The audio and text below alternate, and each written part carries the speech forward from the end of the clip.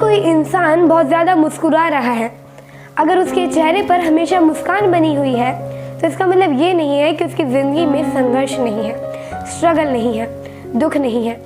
इसका मतलब ये है कि उसका भरोसा ऊपर वाले पर, प्रभु पर, भगवान पर बहुत ज़्यादा है। नमस्ते दोस्तों, मेरा नाम है आदित्य शर्मा, आपका स्वागत है। आज बात करेंगे भगवान श्री गणेश की उनसे सीखने वाली 5 बड़ी बातें कौन सी हैं जो आपको एक बेहतर इंसान बनाएंगी। आइए बात करते हैं 5 लर्निंग्स फ्रॉम लॉर्ड गणेश। वैसे तो सीखने के लिए बहुत सारी बातें भगवान श्री गणेश से है, उनकी ज़िंदगी से है, उनके जीवन से है, लेकिन लर्निंग नंबर 1, सीखने वाली सबसे बड़ी बात, अगर आपने कोई टास्क अपने हाथ में लिया है, कोई काम आपने शुरू किया है, तो तब तक मत रुकिए जब तक कि आप मंजिल तक नहीं पहुंच जाते, जब तक कि वो जो टास्क है वो फिनिश नहीं हो जाता।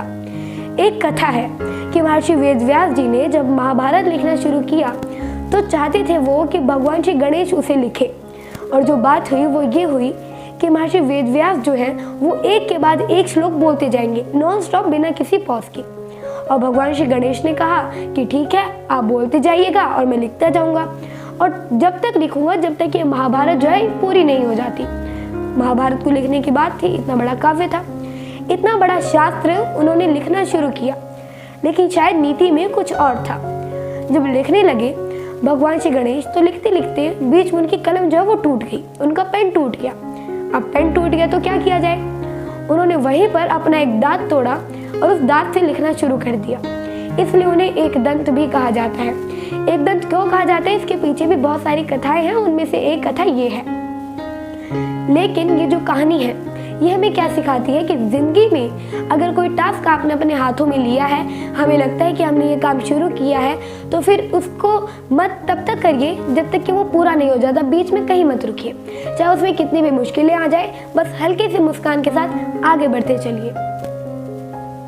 लर्निंग नंबर 2, MBA में पढ़ाया जाता है, जब आप मार्केटिंग की पढ़ाई करते हैं तो कहते हैं कि optimum use of available resources, जितने रिसोर्सेज आपके पास में हैं उनका आप सही इस्तेमाल करें और ज़िंदगी में आगे बढ़ें।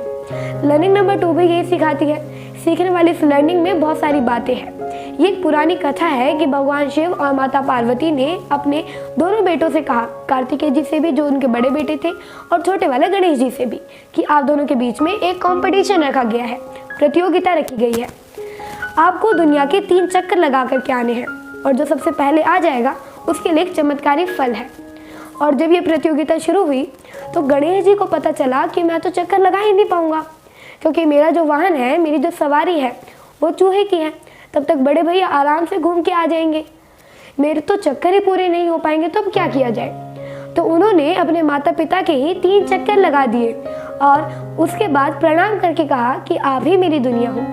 ये कहानी एक बात तो ये सिखाती है कि लाइफ में अपने पेशेंस की हमेशा कद्र करना सीखिए, रिस्पेक्ट करें, इज्जत करें, सम्मान करें। लेकिन दूसरी बात ये सिखाती है कि जो आपके पास में रिसोर्सेज है, जो आपके पास में संसाधन है, उनका आप बेहतर इस्तेमाल करके आगे कमाल कर सकते हैं। क्योंकि बहुत सारे लोग आज के टाइम पे कहते हैं कि मेरे पास संसाधन नहीं है। अगर कोई सोचता है कि मुझे कुछ लाइफ में अचीव करना है, उसे लगता है कि सबसे पहले मेरे पास पैसा होना चाहिए और चीज़ें होनी चाहिए, फिर मैं शायद से कुछ करूं। तो ये छोटी सी कहानी ये सिखाती है, ये समझाती है कि जितना आपके पास में है उससे भी आप शुरुआत कर सकते हैं, ज़िंदगी में आगे बढ़ सकते हैं। जब आप आगे बढ़ते जाएंगे तो रिसोर्सेस आपके पास में और ज़्यादा अच्छे होते जाएंगे। लर्निंग नंबर 3, सीखने वाली तीसरी सबसे बड़ी बात, ड्यूटी सबसे इम्पॉर्टेंट होती है। रिस्पॉन्सिबिलिटी को निभाना सबसे ज़्यादा ज़रूरी होता है। कहा जाता है कि माँ पार्वती एक बार शिव जी के जो गण थे, नंदी जी, उनकी किसी त्रुटि से, उनकी किसी गलती से नाराज़ हो गई और इसलिए उन्होंने अपने मेल से एक बच्चे का निर्माण किया और उस बच्चे को कहा कि आप यहाँ पहरेदारी करें, मैं स्नान करके आ रही हूँ। वो जो बालक था वो दरवाजे पर पहरा देने लगा। तब भगवान शिव वापस आए और वो अंदर जाना चाहते थे, प्रवेश करना चाहते थे, लेकिन उस बालक ने रोक दिया। उन दोनों के बीच में झगड़ा हुआ और इस झगड़े में भगवान शिव ने उस बालक का सर धड़ से अलग कर दिया। वो अंदर चले गए। जब भोजन करने के लिए माता पार्वती ने 2 थालियां लगाई तो भगवान शिव ने पूछा कि दूसरी थाली किसके लिए। तो माँ पार्वती ने कहा कि जो बाहर बच्चा, बालक पहरा दे रहा है वो हमारा बेटा है। तो फिर उन्होंने बताया कि मुझसे गलती हो गई। उसके बाद में माँ पार्वती चाहती थी कि उस बच्चे को फिर से जीवन दिया जाए, प्राण दान दिया जाए, जीवन दान दिया जाए। वो एक हाथी का सर वहाँ पे लगाया गया और फिर सभी देवताओं की स्तुति हुई, आरती हुई और फिर जो है भगवान श्री गणेश एक बार फिर से सबके सामने आ गए।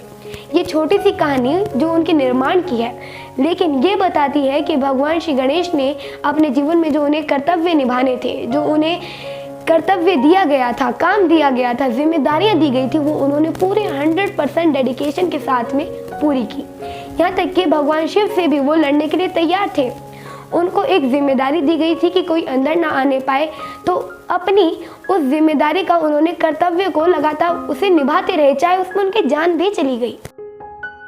हम में से बहुत सारे लोग अपने रिश्तों को खत्म कर लेते हैं, रिश्तों को कमज़ोर कर देते हैं, क्योंकि हमें लगता है कि हमारे किसी अपने से गलती हो गई।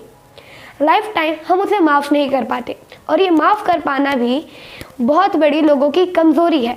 बहुत सारे रिश्ते कमज़ोर होते चले जाते हैं, टूटते चले जाते हैं, हमारे अपने हमसे बिछड़ते चले जाते हैं। भगवान श्री गणेश से माफ़ करने की कला जो है वो सीखी जा सकती है। फॉरगिवनेस बहुत ज़्यादा ज़रूरी है। माफ़ करो, बातें भूलो, आगे बढ़ जाओ। कहा जाता है कि भगवान श्री गणेश एक दिन भोज के लिए कहीं भोजन करने के लिए गए। उन्होंने वहाँ पर ज़्यादा भोजन कर लिया, स्वाद में ज़्यादा खा लिया। तो जब बाहर निकले तो उनका पेट था जो वो फूला हुआ था। ज़्यादा खाने की वजह से, ज़्यादा भोजन करने की वजह से चंद्रमा उनका मजाक उड़ाने लगा। जब चंद्रमा ने मजाक उड़ाया तो भगवान श्री गणेश को गुस्सा आ गया और उन्होंने कह दिया कि अब से तू कभी नहीं दिखेगा, अदृश्य हो जाएगा, गायब हो जाएगा। चंद्रमा घबरा गया, वो माफ़ी मांगने लगा कि मुझे माफ़ कर दीजिए, मुझसे गलती हो गई और मैं मजाक नहीं उड़ा रहा था, ऐसा वैसा। भगवान श्री गणेश ने अपना बड़ा दिल दिखाते हुए, अपना बड़ा हृदय दिखाते हुए उसे तुरंत माफ़ कर दिया और कहा कि देखो, मैंने कह तो दिया है कि अदृश्य हो जाओगे, लेकिन महीने में एक दिन अदृश्य होना ही पड़ेगा। धीरे धीरे घटते घटते एक दिन ऐसा आएगा जब तुम दिखोगे ही नहीं, और वो रात अमावस की रात होती है जब चंद्रमा दिखाई नहीं देता। लेकिन ये जो कथा है, ये जो कहानी है, ये सिखाती है कि ज़िंदगी में, जीवन में माफ़ करना और आगे बढ़ जाना बहुत ज़्यादा ज़रूरी है। कई बार हम माफ़ नहीं कर पाते और वो जो बोझ है वो लेकर के चल रहे होते हैं, रिश्तों को ख़त्म करते चले जाते हैं, मेरा इससे क्या काम, चलो हटाओ इसे, आगे बढ़ो। ऐसे करते करते एक दिन ऐसा आएगा जब हमारे अपनों की संख्या थोड़ी सी कम हो जाती है। तो अगर आपके किसी अपने से गलती हो गई है तो उसे माफ़ करो, भूल जाओ, आगे बढ़ जाओ। आखिरी सबसे बड़ी बात सीखने वाली ये कि जीवन में आत्मसम्मान बहुत ज़्यादा ज़रूरी है। सेल्फ रिस्पेक्ट को हमेशा आगे खड़े रहिए, उसके लिए सेल्फ रिस्पेक्ट को हमेशा आगे रखें। कहा जाता है कि भगवान विष्णु की जब शादी हो रही थी लक्ष्मी जी से, तो लक्ष्मी जी से जब शादी हो रही थी तो सबको बुलाया गया, लेकिन श्री गणेश को नहीं बुलाया गया। जब भगवान विष्णु से पूछा गया तो उन्होंने कहा महादेव को तो मैंने बुलाया था, उनके साथ वो भी आ जाएंगे। जब वहाँ भगवान श्री गणेश पहुँचे तो उनसे कहा गया कि तुम यहीं रुक जाओ, द्वारपाल बन करके रहो और घर का ध्यान रखो, और सब लोग बारात में चले गए। तो नारद जी आए, नारद जी ने पूछा कि तुम यहाँ क्या कर रहे हो, क्या तुम्हें लेकर के नहीं गए? तो उन्होंने कहा कि मेरा अपमान हो गया है। उन्होंने मुझे कहा कि तुम बहुत ज़्यादा खाओगे, वहाँ जाकर के बहुत ज़्यादा खाना खाओगे, अच्छा नहीं रहेगा, तुम बहुत ज़्यादा भोजन कर लोगे। तो नारद जी ने कहा कि एक काम कीजिए, आप अपने चूहे को भेज दीजिए और रास्ते में बड़े बड़े गड्ढे करवा लीजिए, बारात रुक जाएगी, देखना आपको बुलाने के लिए कोई ना कोई अवश्य आएगा। ऐसा ही हुआ, रास्ते में बड़े बड़े गड्ढे हो गए, बारात जहाँ से जा रही थी वो रुक गई, भगवान श्री गणेश को बुलाया गया, उनकी स्तुति हुई, उनको मनाया गया। अब रथ के जो पहिए थे वो ठीक करने की बारी थी, क्योंकि वो जो है वो टूट गए थे, गड्ढे में गिर जाने के बाद टूट गए। तो पास में किसान था, उसको बुलाया गया और जब वो आया तो उसने श्री गणेशाय नमः से कहने से ही शुरुआत की और पहियों को ठीक कर दिया। और उसने कहा कि शायद से आपने गणेश जी को याद नहीं किया होगा, इसलिए ये हाल हुआ है। किसी भी शुभ कार्य की शुरुआत से पहले उन्हें ज़रूर याद कीजिए, और तब से ही जब भी कोई नए काम की शुरुआत की जाती है तो हमारे यहाँ भगवान श्री गणेश को याद किया जाता है। उनसे कहा जाता है कि आप आइए, पधारिए और इस कार्य को और ज़्यादा मंगल बनाइए। भगवान श्री गणेश के हर अंग का अपना अलग महत्व है। जाते जाते गणपति गजानन भगवान के हर अंग की बात कर लेते हैं। उनके बड़े बड़े कान हमें ये सिखाते हैं कि ज़िंदगी में सबकी सुननी चाहिए, हमेशा अच्छा लिसनर बनना चाहिए। अच्छा सुनेंगे, अच्छा सोचेंगे तो जो आप फैसले हैं वो सोच समझ कर ले पाएंगे। भगवान श्री गणेश का बड़ा सा पेट, वो उन्हें लंबोदर भी कहा जाता है, वो बड़ा सा पेट हमें ये सिखाता है कि जीवन में जो भी अच्छी बुरी बात है उन्हें पचा लेना चाहिए, इधर उधर नहीं करना चाहिए। और आखिरी में उनकी सूंड, वो हमेशा हिलती डुलती रहती है, हमें वो ये एक्टिव रहने का संकेत देती है कि एक्टिव रहिए, अपने गोल्स को, अपने ड्रीम्स को लेकर के आगे बढ़ते रहिए। भगवान श्री गणेश की कृपा हम सब पर बरसती रहे। ऐसी मंगल कामनाएं।